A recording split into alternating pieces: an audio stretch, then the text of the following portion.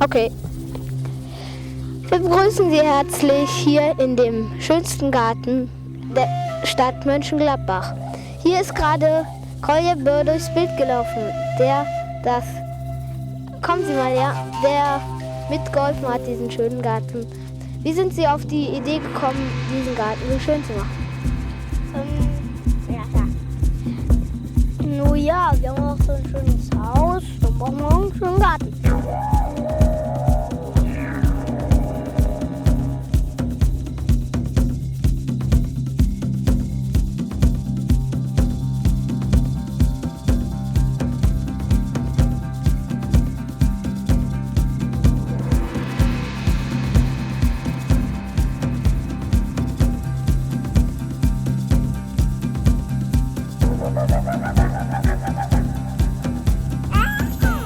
Mein Sohn Roman wurde am 9. Juni 1974 in Berlin-Neukölln geboren.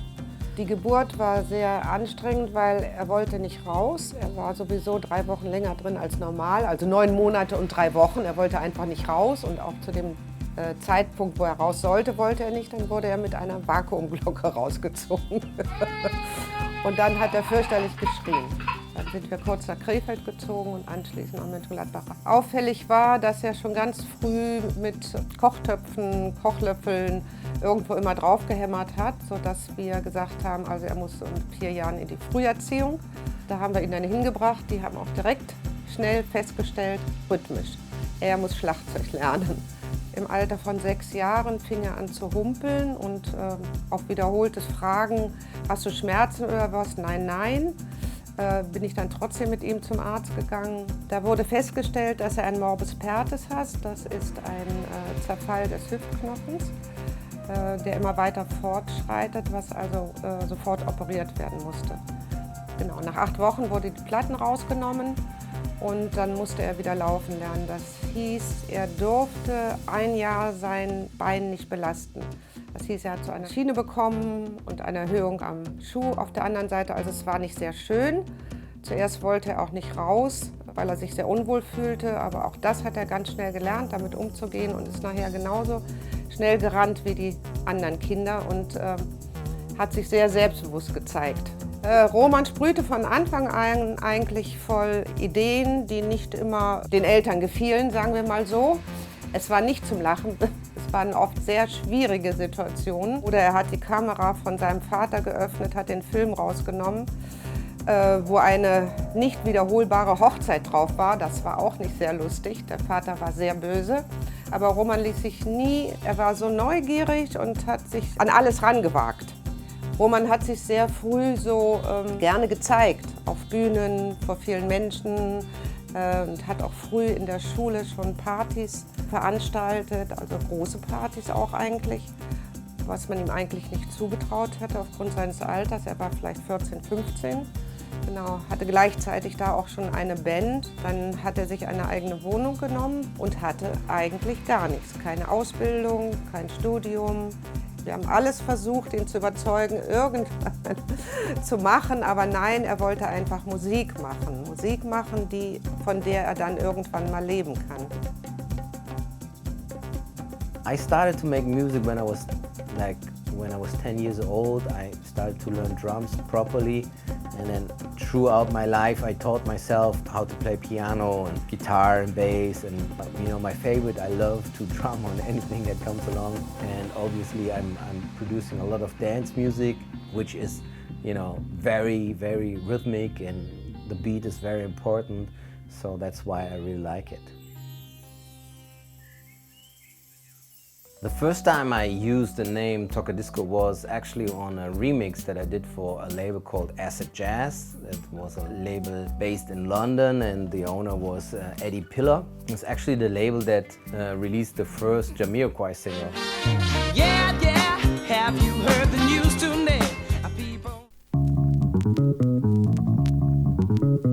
When I played at Unique Club, Henry, the owner, invited Eddie Pillar to play in Düsseldorf, and I picked him up from the airport, and by accident I played him was not really an accident, but I played him a remix that I did, or bootleg version of an artist on acid jazz. And then, yeah, he liked it and he actually released it. It was really cool.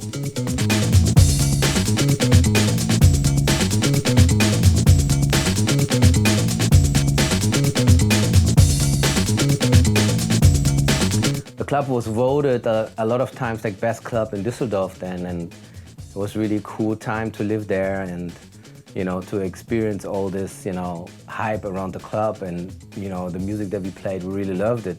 And it was like a mixture of like more known 60s and 70s tracks, but mixed with like underground and unknown stuff. So this was a really amazing time. Sadly, you know, we had a fight, Henry and me, and I left Uni Club and I moved on to other places, and we never actually spoke for many, many years. And when I came back from Brazil, I contacted him and I was like, come on, let's meet, let's do something together. And he agreed, and you know, we met and we actually did a Rock Babylon revival party in Mönchengladbach together. And that was really beautiful that after all this time, you know, to come around and, you know, to, you know, become friends again. That was really amazing.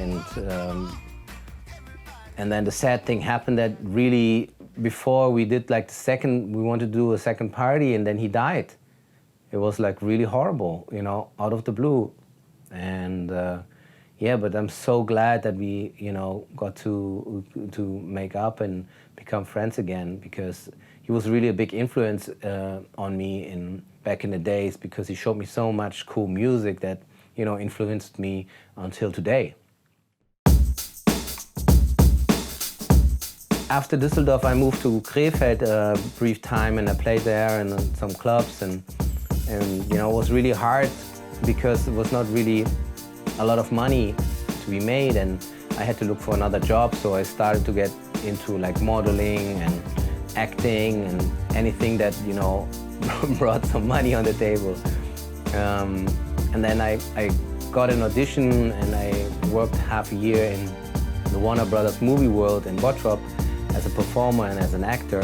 And I really loved that. You know, if I would have not went fully into music, I probably, you know, became an actor, and it's still a passion of mine. And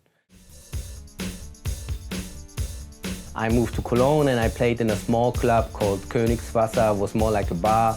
And from there I played at the Muschi Club Open Air, which was a big party. It was an open air party in Cologne, and was very popular back in the days. And there also I played the first time Nobody Likes the Records that I played.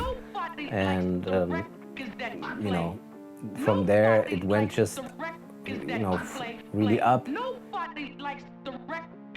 We have been, you know, like DJs ourselves. We have always been traveling, and one day I think somebody gave us a tip, you know, like, and said, yeah, I have these great records with this old hip-hop sample, and his name is Tocadisco, you know, like, and the song is called Nobody Likes the Records that I play. And yeah, we searched for them, and then there was the first rumor, West Band, back in the days, you know, like founder of the Love Parade or co-owner of the Mayday and owner of Low Spirit, wants this track as well. And yeah, I don't really remember when we met the first time, but yeah, we tried to get in contact with Roman, and yeah, then we just signed it. And there was like the first problem was like, how did we clear the vocals? Because like actually, of course, he didn't have any idea. He just sampled something. And there was also the AC/DC drums in the beginning, you know, where everybody was like very frightened to release it. But he managed all of this, and yeah, the rest is history, to make it very short. Rainer Weicholt was the A&R from Great Stuff Recordings, and he sent me an email one day and he said like, hey, I have this weird band and they're like kind of like making trip hop. It was like a chill out version. And we signed them and we need a cool remix for this song. And then I was like, yeah, sure, send it to me, because I'm always up for a challenge to, you know, make something that is not out of the club world into a dance remix. I really like that. I really had to come up with some ideas how to transport it into a club context. So I ended up only chopping some guitar from the original and straightened the vocals and made it another completely different chord progression and melody. And yeah, sent it to him, and it was like, I got like 500 euros for it. It was like really small. It was a small label. I thought it was an underground project, so it was all cool, Back in the days, you could make a lot of money with remixing. But for this remix, it was like kind of a friend and, a cool label, so I did it.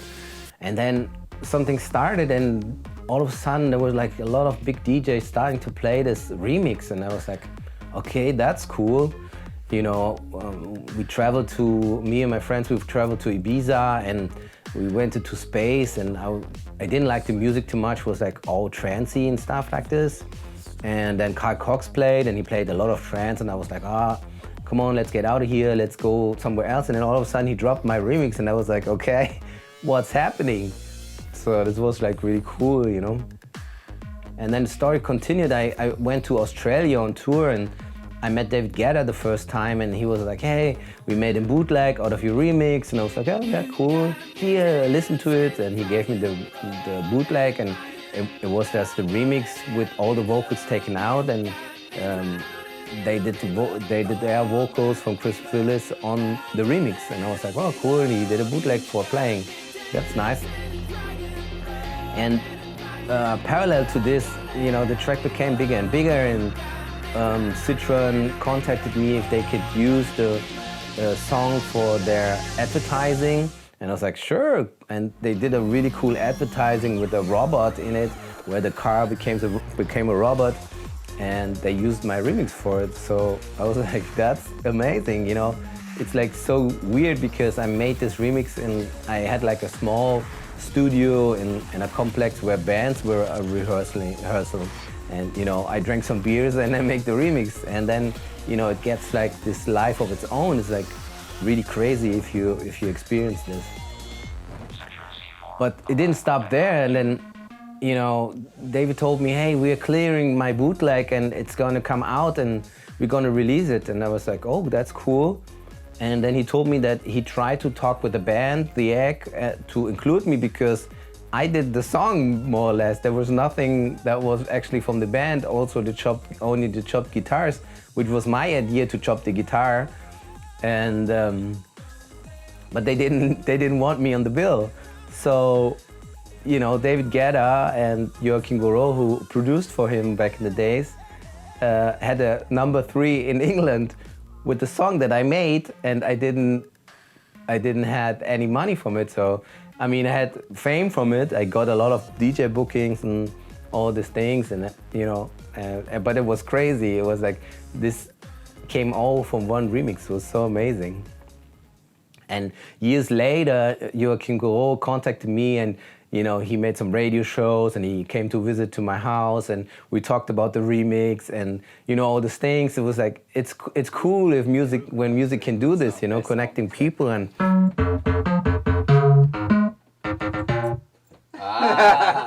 yeah, there was a song, yeah. This is a fucking piece.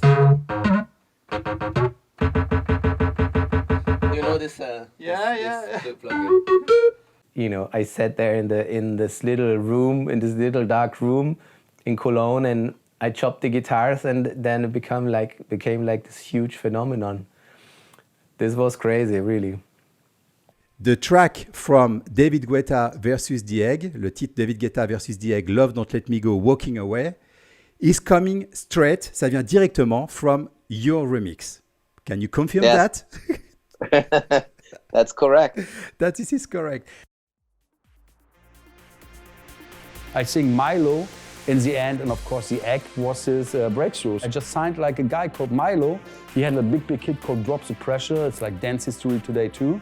And his second track was In My Arms. And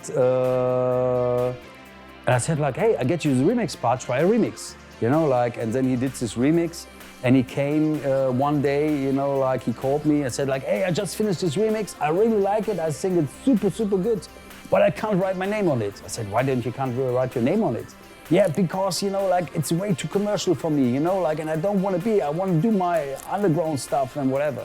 Yeah, I said like, oh, okay, let's listen to it. And it was like, I mean, there have been 3 or 4 records in my life, in my music life in the last 25 years, when I got this and I knew you have to do this. One of these things was like Axwell and Angelo when I met them. Other ones was like, of course, like today, like Robin Schulz and all these things.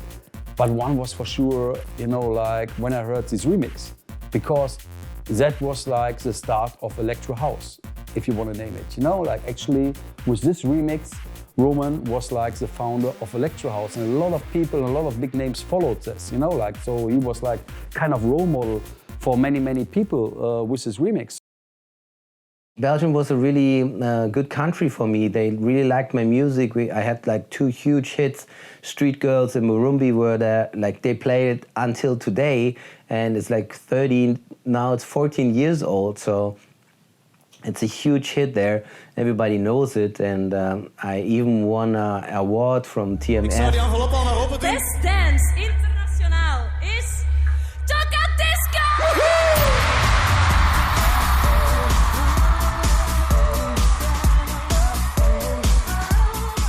And yeah, I played a lot in Belgium, and it was, you know, really a cool country for me. Only if you're ready for this. Yeah, and when I was in Cologne, I started to make like my own parties at Boat's house, and I brought like David Guetta and Avicii and Afrojack, and I brought them when they were all playing kind of like, you know, big room house, which I liked back then, and which Boat's house is a huge location. It fits like 2,000 people, and all these artists never played in clubs before in Germany. It was like the only time that they came, you know, because of me. I invited them, and you know, and it was a cool club. So this was really great around that time. It's so lovely when it's sunny. So I moved to Brazil, and I opened my own bar, and you know, and I was like really into this, and you know, do my own thing, and we had some food, and you know, and it was like a new culture and a complete new continent, although I was in Brazil a lot of times before, in South America as well.